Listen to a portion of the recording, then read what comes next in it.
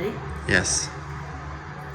Hey everyone, this is Gender Meowster, aka Jack. I use they, them pronouns. And today is September 17th, 2021. It is top surgery day. Hooray. I'm wearing my Yeetus the Teetus t-shirt. It's on my merch store if you would like to have one as well. And pretty soon, these little Teetuses will be yeeted. Hooray. It's a little before 5 in the morning. It's very early.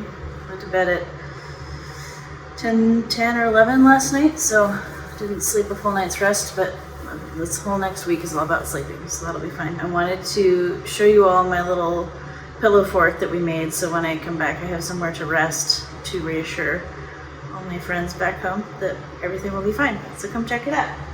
We've got this really cool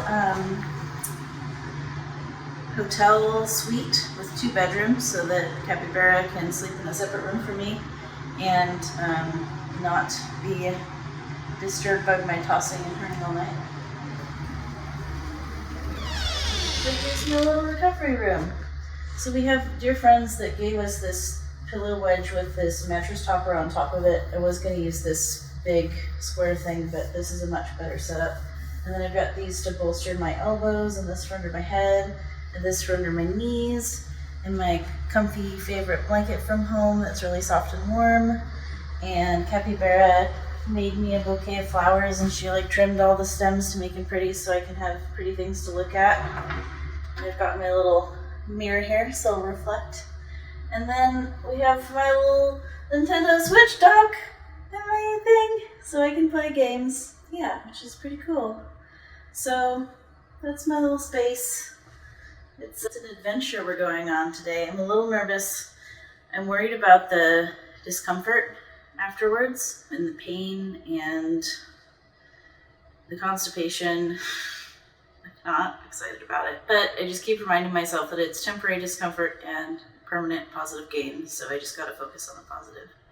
So anyway, I hope that everyone is having a great day. Hi. I'm all hooked up. Yeah, you are. You got your puffy gown on. Yeah, I see that. I'm sorry that it pinches. I'm trying to not show off my bracelet. Yeah, I'm not. I'll cover it up. Oh, thanks.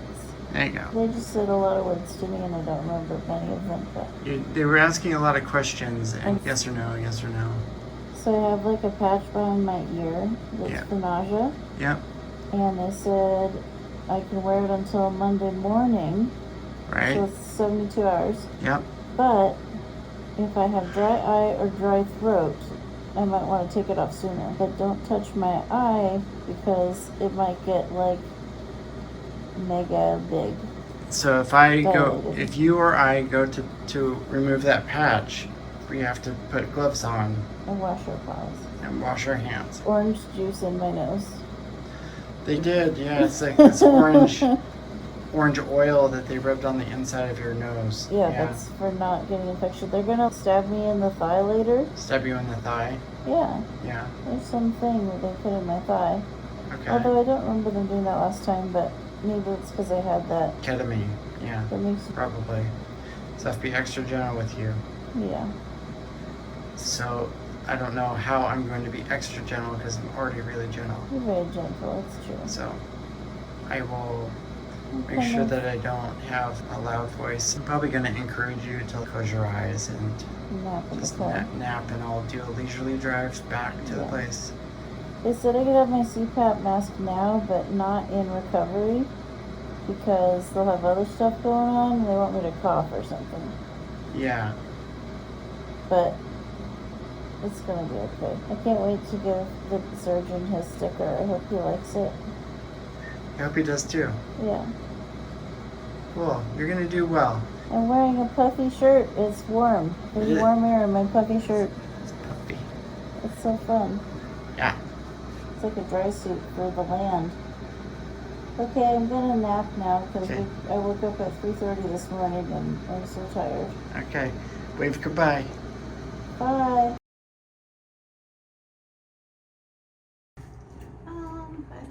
I don't know which faster. Yeah, Nan, I will take a picture. Perfect. Yeah. I am. And then I send you out if you want to get to the pharmacy, get through us. Okay. Okay. Go left.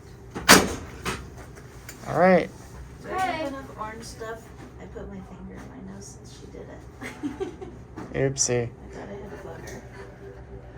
Okay. Cute, but it's true. Hi, bye. Good luck. You taking a video? Love you. Yep. Got that part out. Love you. Bye. Famous. Yes.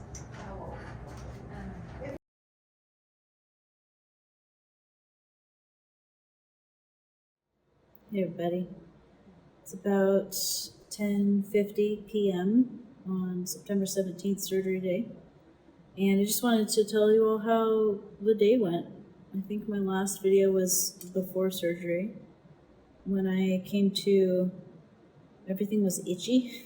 My face and my belly. It was really weird.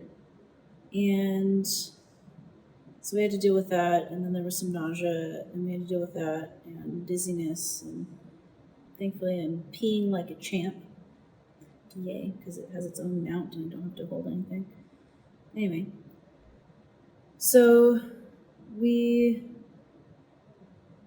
I guess I was in recovery for like an hour, but I don't remember it. Someone fed me ice chips. That's all I remember about that. I was grateful for them because I was really thirsty. And there was a moment when I was in the second room that wasn't the recovery room. It was like the room that I waited in before surgery. I realized my back was really hurting, and so I had to sit up. And so the nurse helped me sit up, but then all of a sudden we were like taking off my compression socks and like putting on my regular socks and shoes, and the lady fumbled with my shoes and untied them. It's, oh no, I usually just slip my feet into them when they're already tied. Now I gotta readjust the tightness. That's so autistic of me. Oh my god. And then I was like in a wheelchair getting wheeled to the car. I felt like I didn't have enough time to wake up. Like, I was in pain. I was like at a 6 or an 8. And I asked them for morphine and they didn't give it to me, which is weird because at one point they said, please ask if you need something like pain-wise, we'll give it to you. But my guess is they were trying to get me out of there for COVID exposure risk reasons, like getting a lung-based illness while I just had surgery on my chest is probably the worst thing that could happen right now. Anyway, there's this medicine they give you, I forget the name, maybe Capybara remembers, that makes you like really emotional when you first wake up. Ketamine. And they call it the ketamine cry when you wake up and you're like, wah! All the feelings, everything's intense, like lights are too bright. I don't know, it sounds to me it's like a neurological dysfunction pill or drug. I don't know, maybe it's a liquid. Like, it's, oh yeah, ADHD and autism on steroids, like light sensitivity and like reading into things and I don't know, stuff. Anyway, so I felt like I left too early. It was like over an hour drive to get home. The road was bumpy, which was uncomfortable. Every time we hit a bump, I made sure to do my best to breathe so that my body would weather the jostling okay. I had all these ice packs everywhere the whole drive. We had to put the lap belt across my lap and then the shoulder strap. It was in front of me for the very beginning, and then I was like, I can't do this. So we got it behind me and we managed to get it to not lock, but it took several tries. And about halfway home, I was like, oh my god, we still have 40 minutes to go. I called my mom because she's awesome. And I was just like, I need to whine to someone who's not my darling wife who's already heard all my whining.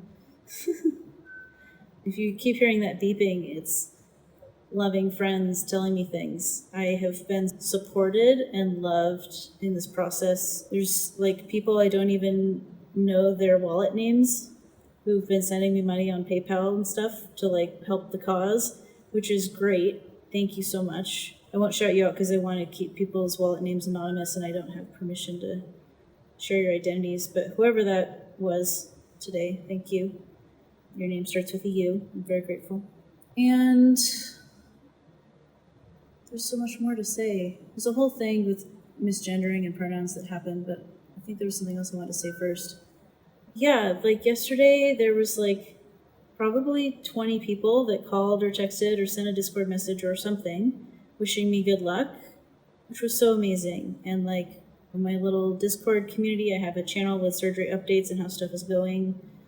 And that's been really nice to have the support of people cheering me on. Like when stuff happens, people reminding me, like, you're so handsome and you're so strong and you got this. And one particular friend was like totally being my cis gay man bro over text, and it was like super sweet and kind. So shout out to Fuzz. And it felt really affirming to have friends, and it makes me really grateful for the last year plus that I've spent building this trans neurodiverse community on Twitch and Discord. It's like almost 400 of us in the Discord server, and I feel so grateful that I have so many people who get it or get it enough, right? Like maybe people are binary trans instead of non-binary trans, or maybe they're like a cis ally who's autistic or whatever, but there's enough people that get it that are in my inner circles, my closer to me circles, that it makes the misgendering a bit easier to tolerate. Okay, so now here's what happened, because there's an interesting end to the story. So it's not just whining about gender things. So, go to the hospital for top surgery. I have this great shirt. Probably it's in one of the earlier videos that maybe is stitched in this montage. It says Yeetus the Teetus. So I'm like wearing a shirt that's basically like I'm having top surgery today. It's like the announcement shirt. And it's ASCII art, and Paradox Satire did that. So if you're looking to hire someone to do a little cute merch art for you, Paradox Satire is accepting commissions right now, I think. Where was I? Sorry, I'm like on pain meds right now. But I still want to document this, so that's why I'm still talking. So, got to the hospital, checked in. They took us back to the room. Like, after we checked in, I got my little bracelet, and they got me in this fancy, like, gown, dress thing. And I know I'm telling the story out of order. Like, I started at the end, and I'm back at the beginning, but that's ADHD for you. And the people were checking us in and talking to us, and was like, oh, and what's your relationship? Is this your friend? And I was like, nope, that's my wife. So it was like they thought I was a woman and my wife was a woman and she was my friend. And it's no, conservative farm town. We're gay as hell. We're real gay up at your hospital. So, like, Capybara was literally, maybe she still is, no, was literally wearing trans socks, trans flag knee-high socks. Like, it's the most fucking trans socks I've ever seen. Because it's so trans, and they're knee-high socks, so it's like double trans. I feel like there's a whole thing with trans women programmers and knee-high socks. It's a thing. Anyway, she wore a really pretty dress today because she wanted to be pretty for me, and that was really sweet of her. Okay, so we told them that we were spouses, and we had an advance directive, and Capybara's name is like the first person on there, but the lady at the front desk got that, the random nurse, I think her name might have been Kim, didn't have that. So anyway, so it started with they thought we were friends, not like married people, which was weird. Like, it's not possible to be gay, so what are you doing? I don't know. I guess the bright side is maybe passed. Like, maybe she hadn't heard his voice yet, saw a dress and saw breast reduction, was like, oh, 2 women. I'm not a woman, but anyway. So at one point someone he himmed me, at one point someone else she heard me. Nobody used they them except for Capybara. And Capybara was like correcting them. And at one point she'd like had it. And she went out there and told them. She tells me she was not angry, but was direct. I didn't actually hear what she said, but she went out there and basically was like, Jack's pronouns are they, them. Get it right. Like, they're here for gender affirming care. This is a huge step in their trans journey and you're misgendering them. And she mentioned that she had done that, but I was like in and out of sleep, and like, the doctor was running 1 or 2 hours behind, which is, it happens with surgeons and stuff. We got there really early. We got there like 45 minutes earlier than they told us to get there. So we were there 3 hours early instead of 2. And so it like, there was a lot of waiting basically. So it got me all ready. And then there was just a ton of waiting. So thankfully I had my CPAP machine and I napped. I just napped in the chair with the lights turned off, whatever. So at one point the nurse comes in. Her name I think was Peggy. She had nice red curly hair. Peggy comes in and apologizes. And I was like waking up from a nap, pulling my CPAP mask off my face, like out of it, and this nurse woman is apologizing to me for misgendering me, which I didn't expect. It was delightful. And she said, I'm so sorry that happened. I'm gonna work to do better. We're all going to work to do better. And just so you know, like the nurses all had a huddle and we are considering getting a second wristband for intake, and the second wristband will have people's pronouns on them. And she said preferred pronouns, and I'm like thinking to myself, it's pronouns, not preferred pronouns, but frankly, I'm not getting paid to educate you right now, and I just can't take on another thing. So, FYI, it's pronouns. It's not preferred pronouns. It's my pronouns no matter if I can hear you or not. And so she said that, and then I noticed like my chart had a sticky note that said they, them, preferred pronouns on it, which again, the preferred thing was there, but progress, not perfection. Okay, so she was working on that. Great. Obviously, there's no queer people that work on staff, which is too bad. But also, it's a tiny farm town, and if I was queer, I wouldn't want to work there either, personally, because I'd rather be in a big city where there's a critical mass of LGBTQ people. So anyways, it's cool that she considered that. The thing is, like, the surgeon that did my surgery, and I'm not going to say his name because I don't want to get doxxed, but if you DM me, if you send me a message on Discord or Twitter or whatever, but the surgeon does a ton of LGBTQ gender-affirming surgeries. He's the guy for my state who does this stuff. Like, he did my wife's bottom surgery back in January, and he's just very high in demand. Like, he's good at what he does. Like, I called his, like, surgeon on call helpline at 8:30 tonight, and the surgeon himself answered his phone. It's like his cell phone. And he told me I could take 2 to 3 Advil every 6 hours, which is what I needed to know. Anyway, so he's fucking rad. I would recommend him to anyone who asks me. Anyway, and he also takes Medicare on top of other insurances that are private pay. So that's rad. That's actually why we had to be at this hospital that was an hour from where we were staying, because I think I have double insurance coverage. I'm getting rambly, but it's maybe helpful information to trans people, so I'm trying to give you everything that is needed. Anyway, so they're going to do bracelet things, and I noticed there came a point where they started avoiding saying any kind of pronoun. And I was like surprised. It's not that hard to use they, them. Like, you use that when you don't know the gender of the person that you're referring to. Like, someone left their phone here, I hope they come back for it. Like, it's so obvious to me. But anyway, one nurse, Holly, I think did use they pronouns for me. She might have said they when she should have said them or something, but also English was not her first language. So mega pass on that, and gratitude for Holly. And Holly's going to call me tomorrow because she checks up on her patients, and that's pretty cool. So, I need to take a deep breath. The compression thing that I'm wearing makes me breathe shallow, and I need to breathe deeply to keep my blood oxygen correct. I'm so grateful for the resources to do this surgery. Like, trans people have a hard time getting jobs and holding jobs because a lot of us are, like, ADHD or autistic or whatever. And I'm just really fucking grateful and blessed to have the material resources I do to get through this. Like, we're staying at this 2-bedroom hotel room thing because Capybara needs to get some good sleep, and I can't share a bed right now. I need to have space to have all the pillows everywhere and be a pillow princess. Maybe that's the word.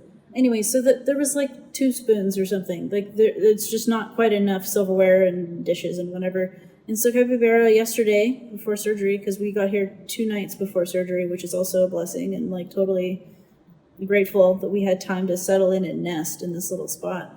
She just went to Value Village. She went to a thrift store and just got more resources.